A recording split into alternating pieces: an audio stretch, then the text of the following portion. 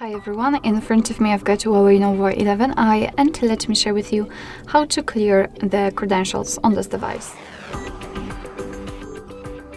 So first of all, let's enter the settings and then let's find biometrics and password. And no, that's not here, sorry. You have to find the security. Then let's scroll down to find more settings and tap on encryption and credentials. As you can see at the bottom, we've got the option delete all credentials, so just tap on it and tap on delete.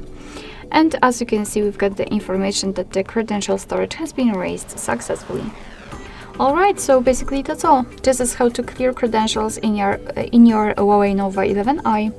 Thank you so much for watching. I hope that this video was helpful, and if it was, please hit the subscribe button and leave the thumbs up.